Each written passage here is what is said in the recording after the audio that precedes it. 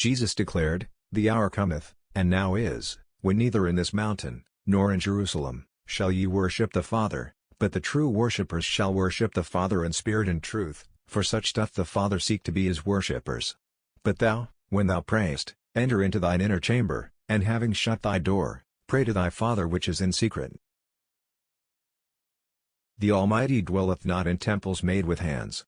Yet we now have edifices, often stately and magnificent, consecrated exclusively to religious purposes, and furthermore, pews in many of them are sold to the highest bidders. As Jesus recognized no special places of worship, neither did he regard any one day as sacred above others.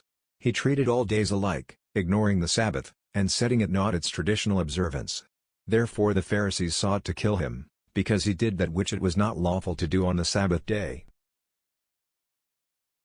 Still today we find man holding virtually the same attitude and setting apart one day in 7 as peculiarly sacred, and trying to compel its general observance in a distinctly religious manner.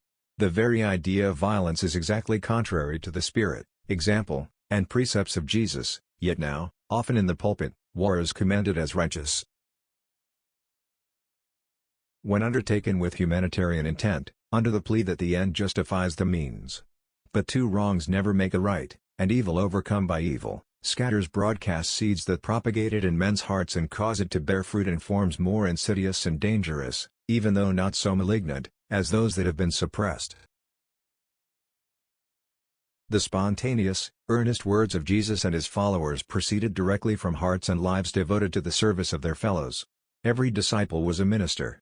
Peter, James, and John, plain fishermen of Galilee, Matthew, receiver of customs, and Paul, tent maker, went about proclaiming the spiritual life and seeking the welfare of others, not their own pecuniary interests or personal gratification.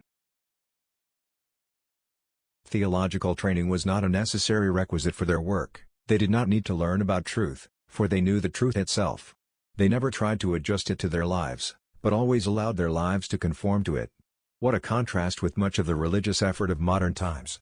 How frequently are sermons and homilies judiciously worded and cautiously prepared to please